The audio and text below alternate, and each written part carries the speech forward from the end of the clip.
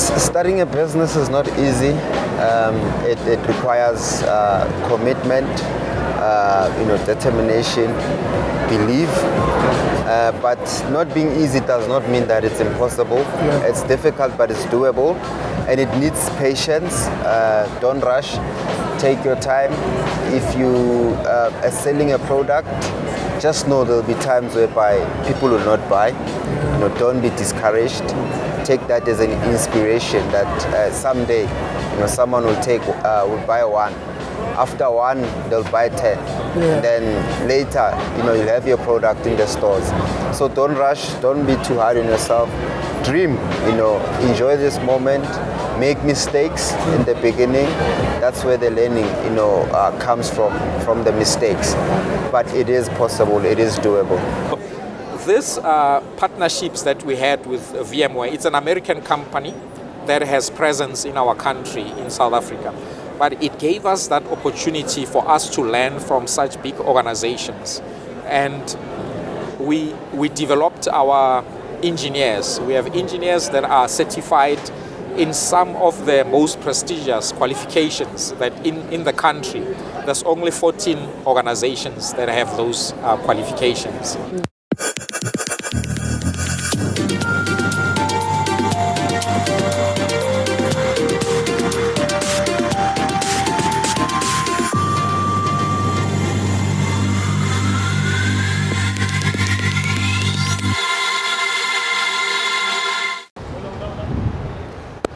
We are at the Sandton Convention Center for the Proudly South African Summit.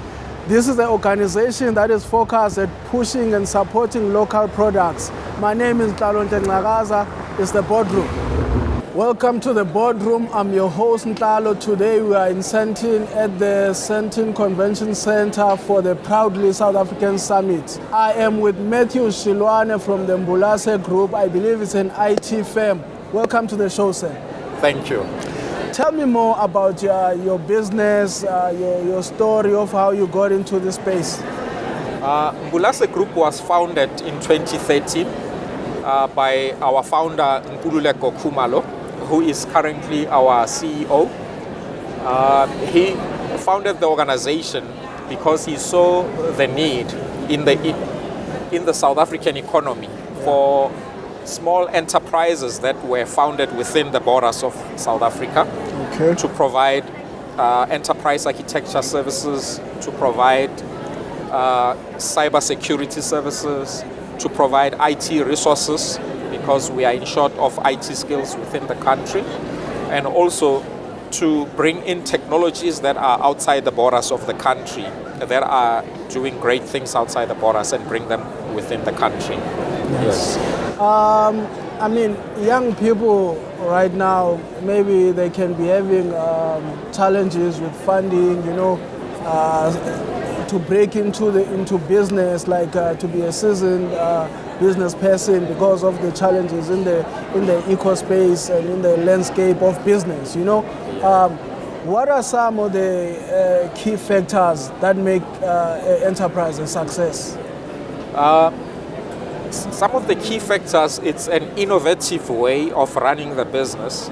So when the business was started, the idea was to bring in young, the youth, yes, as trainees to come and be part of the organization. And we expose them to brands such as VMware, which offers software-defined infrastructure networking, and brands like Oracle, which is big in the industry, because they provide training that sometimes comes free.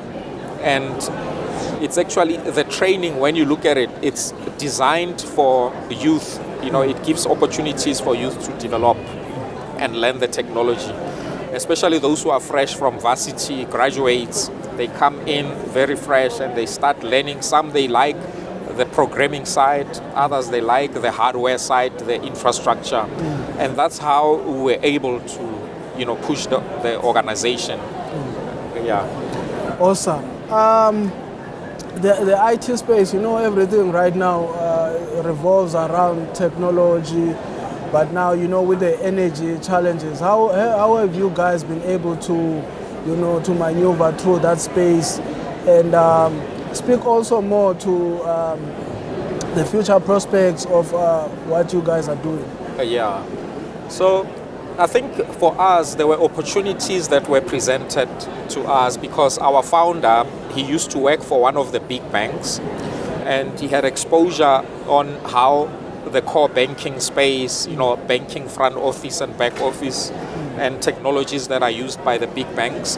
And then when he went and he started Mbulase Group, he saw opportunities for development that the big banks have. They take in small enterprises, especially the BE and triple BE organizations, and they develop them through their enterprise development programs, the ESDs. So that's where he saw an opportunity and approached some of the big banks, registered with them, and went into their databases.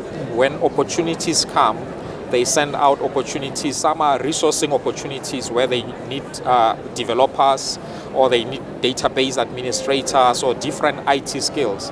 Then we are able to go to the market, to the LinkedIn, to Career Junction, and we source skills, we interview, and we place them. And that's where we're able to break into the big corporates. Like currently we are affiliated with 3 of the big banks, and one of them we are a big enterprise development entity. We are being developed because we are still a smaller enterprise and we're still growing. So that's how we were able to break into the space. This space is so exciting because I'm thinking, have you seen ChatGPT? Yes. Yes. And some people are saying this this app is going to change the whole landscape. So it's very exciting where IT, AI is going, and at the same time, some people are skeptical. Speak more to that. What do you think? Yeah, you cannot avoid it. You cannot look the other way because that's our reality now. Technology has taken over everything. So ChatGPT, if you look at the banking industry where we specialize, where we focus a lot, our strategy is more focused on the big banks and also the public sector. There's things like financial crimes. There's a financial crimes unit at the banks where they require data science, where data scientists go in there, analyze data. They're able to catch fraud, before it happens. Predictive fraud models, machine learning, etc. So ChatGPT, it's really just an extension of what the big banks have been doing in catching fraudulent activities, and also in being creative, being proactive. So ChatGPT has really opened up the industry and exposed it to the external, a simple man on the street, to understand what happens in big corporations, because big corporations have been using AI, machine learning, and so ChatGPT, there's now products that the banks, the big banks, they are able to roll out products, within a week, within 2 weeks, roll out like big products that are based on input that they get from social media, from the chat platforms, big automotive organizations. So analyzing data. So they're able to analyze data better and faster.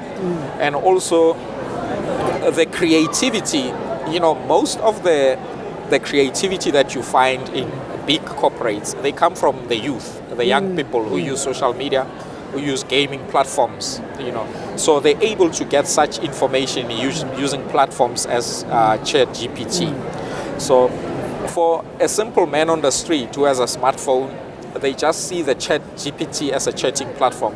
But for corporates, they see the platform, there's the back end of the ChatGPT that has many other potentials that are used. I'm sure you've heard of blockchain, for crypto and how blockchain is used. So such technologies are used in that manner.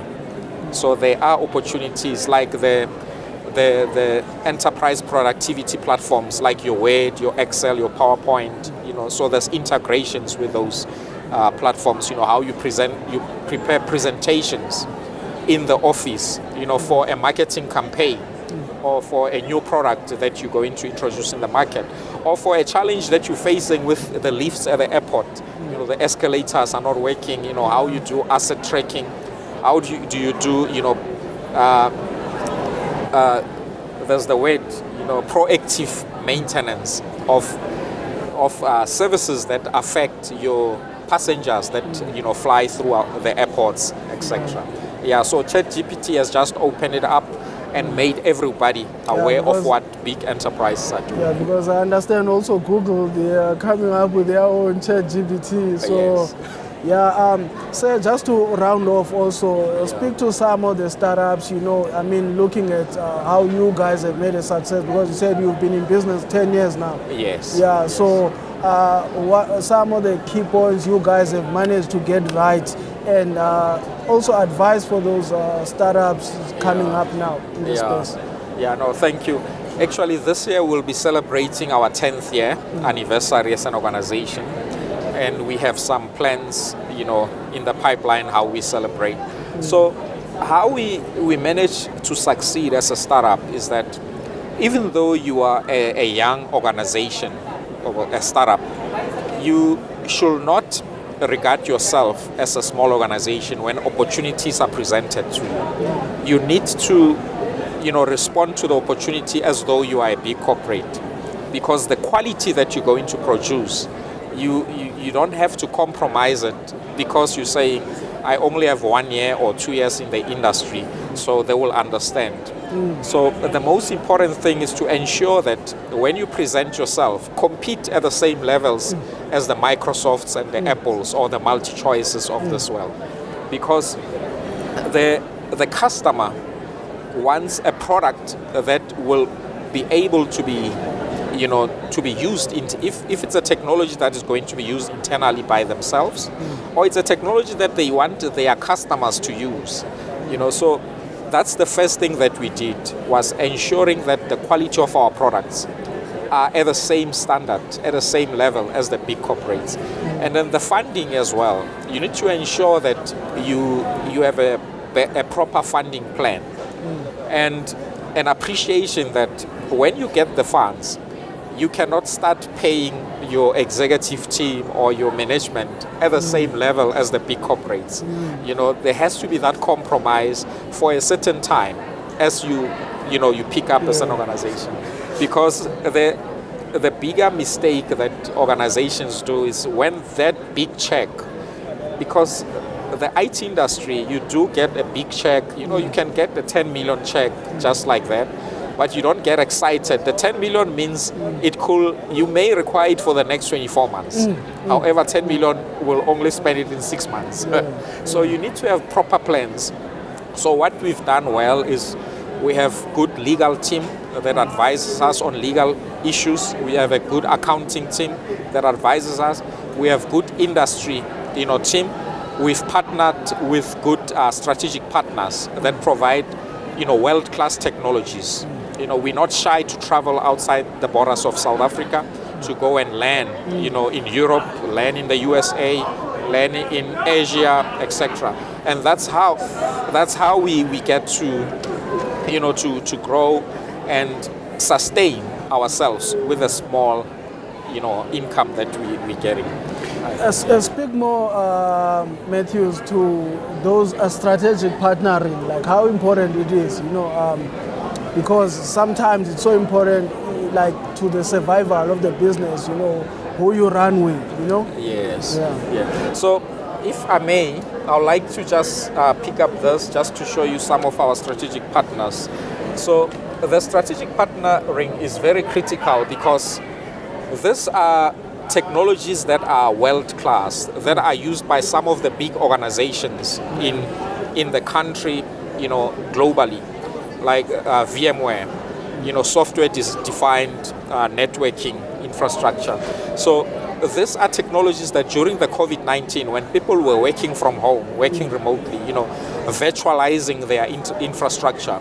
In the past, in the old regime, the old way of doing things, most of the technologies, the servers, the networks, you know, the storage were sitting in the premises of the organizations because employees were going to work in the office.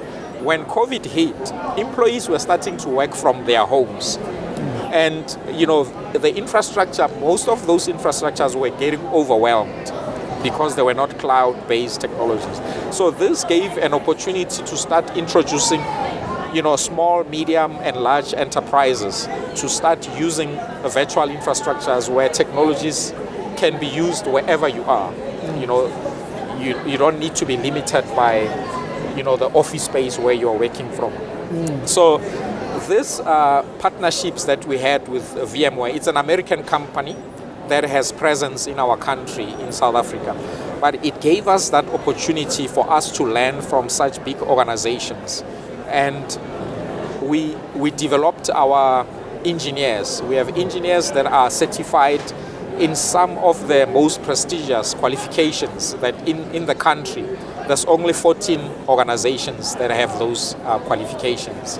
And some of the qualifications, you find that there's only 5 organizations in the country that have them, even though we are a small organization. But our qualifications, they compete at a very high level. And then on cybersecurity, you've had, as more people start going into the cloud, as people start going online, cybersecurity becomes a big issue. And there's a skills shortage within the borders of our country. So we're getting skills from offshore. We have partnerships that we have offshore where we're getting skills. And we have partnerships with organizations in the UK that provide the technology, and in the US that provide the technology. So that's how we've built ourselves up, in these partnerships strategically. And then an exciting one, there's one called Mega International. Mega International is for enterprise architecture. So they're providing an enterprise architecture solution where you are able to see, the capabilities that your organization provides.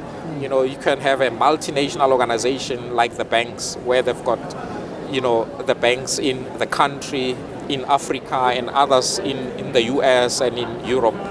So you're able to see the capabilities that you're providing across, globally. You're able to see the technologies, the applications, wherever they are sitting globally. You are able to see when our technology is going to become obsolete, going to see the cost to the organization, going to see who is using those applications, when are they using them. If you retire those applications, what will be the implication to the organization? So that it's actually a technology that is used by some of the countries. It's used by strategic departments, just that I don't want to mention, it's sensitive information. Strategic departments like the military in those countries, they are using such technologies.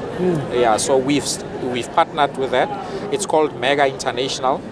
In the SADC region, we are the only distributor of the Mega product. It's an enterprise architecture, provides business processes, and it also provides governance, risks, and compliance management. Awesome. I love it. Thank you so much, Matthew. It's good to have you, sir. Yeah, thank you.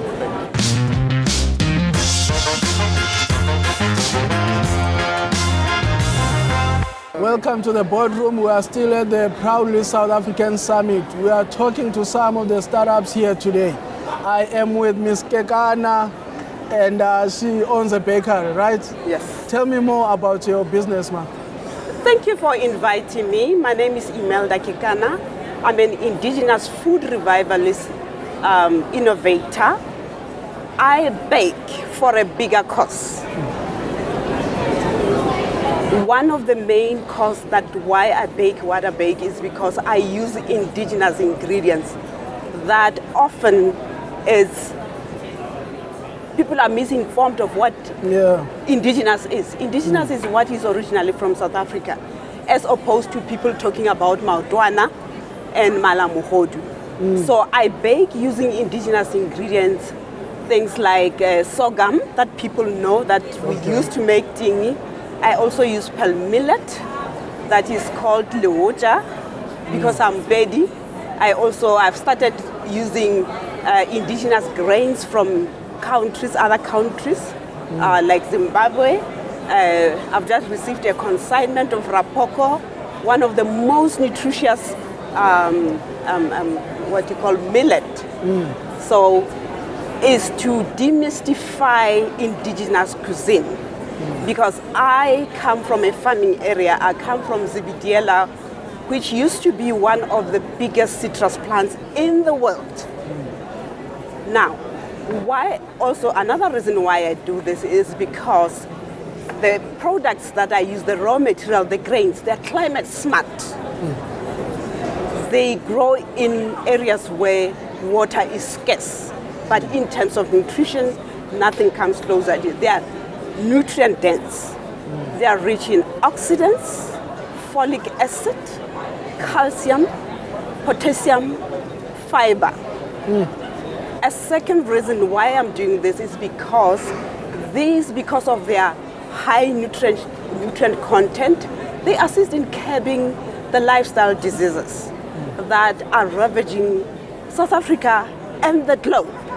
It's a common thing to know that today you get a 10-year-old having diabetes, and that breaks my heart. It breaks my heart. Yes, the answer is in the food that we consume, and the food that we've always eaten thousands and thousands of years, and we did not have this. So I'm saying, let's go back and to our African cuisine, the real African cuisine, and eat that, because also being climate smart, they are also, because they grow in dry areas, they don't need water, and as such they don't contribute to climate, they actually are climate smart in the sense that when you plant them, because you don't use pesticides, you don't use fertilizers, they contribute to lesser emissions. The other bigger cause is because these commodities, the grains, I get them from the small scale farmers that struggle to support bigger companies because of their amount. So by so doing, another reason is that I bring the small scale farmers that do not have access to what they do and bring them to the mainstream agri-space or food value chain. So if people consume this, all of us, me, you, the consumer, will be empowering our rural farmers that farm on a smaller scale. And I call them gems because they farm one of the most nutritious raw materials that we should be consuming. You know, this is so wonderful because you are working within the communities, and like you are saying, you are working with those farmers who don't have access. How did you come about to be in this space and to do business in this space? Like I said, I grew up in a farming community, which was farming has always been in my heart, but also both my maternal and paternal, from the soil. Both my maternal and my paternal were also farmers, but small. So I grew up eating everything from the farm. So I don't know any other lifestyle. But then I came to Johannesburg and found people eating this. I said, I have this knowledge, the food mastery and the intelligentsia that lies in our village. It's amazing. And I cannot... Where is this village? It's in Zebediela. Oh, yeah. Yeah, the citrus farm. In Zebediela. So you have cookies here, like, so what other food stuff? So what I do... You cater the whole diet. Yeah, I use grains to make cookies. The value chain is you get a grain that you can eat as a rice, as opposed to the white rice that is, in terms of nutrition, not comparable to this. And then I grind it into a flour and make this. And I make cookies, I make muffins, I make scones, and I make crackers. I've recently developed a cracker. Like I said, I'm an indigenous food revivalist innovator. I keep on coming with new products. So these products, they are naturally gluten-free, non-GMO, and I can make them either in vegan, vegetarian, or if you want lactose-free, I can make them. If you want sugar-free, I can make them. I'll substitute it. If you want whatever you want, the product that I make, I can make them. Solely to say, guys, we're too sick as society, and the answer lies in the food. We're what we eat. I like when you also talking about like catering for the young people. You're saying like 10-year-olds are diabetic. So what are the future prospects for your business and for your community? The future prospect, maybe let me talk about the current situation. Currently I bake, but what I do is so exciting to academic institutions, hospitals, dietitians, doctors, that I do guest lectures with University of Johannesburg, the food, the hospitality and tourism department. So I do guest lectures there. Some dietitians, when they have wellness day, they invite me to come and do. Just like here at Proudly South African, I got a lot of people that we need you to come and talk.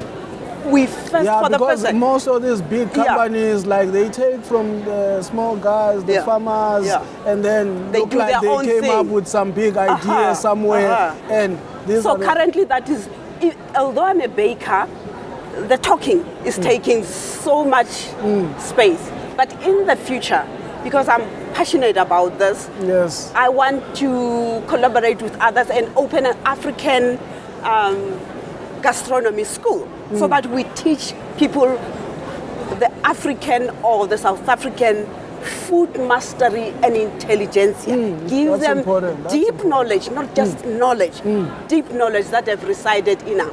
I mean, I'm talking to, last week I had a meeting with South African Chefs Association. They said for you to be a member, you need to be a chef. I said, I'm an African chef. I'm an African and you don't know my mastery. And the thing is, I lived this, one of my unique selling points. I lived this life. I did not read about it. So I know it. I lived it. I smell it. I love it. Yeah, I know. You've won me over also. I love what you do. Thank you so much, Ms. Kekani. It's a pleasure. Thanks to Proudly South African for all this. Pleasure. Thank you so much. Cheers. Yes.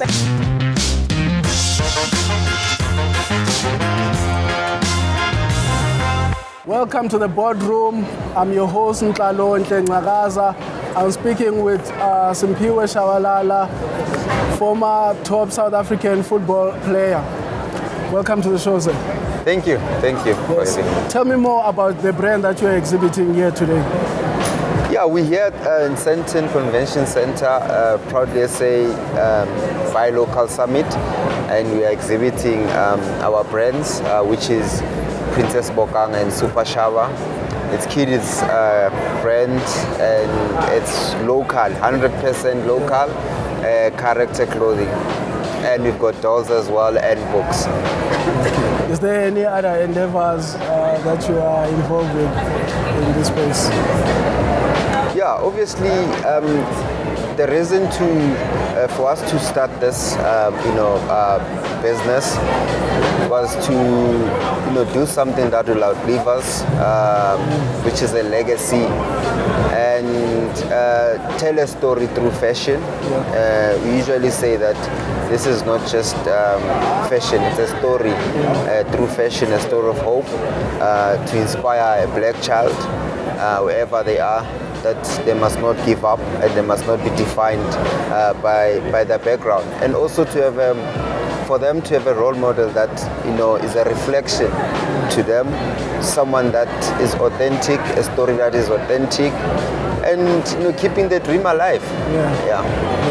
Lastly, I know you already spoke to some of what I'm trying to ask you, but advice for the young people that are starting out in business, just general advice, how to make success of your life.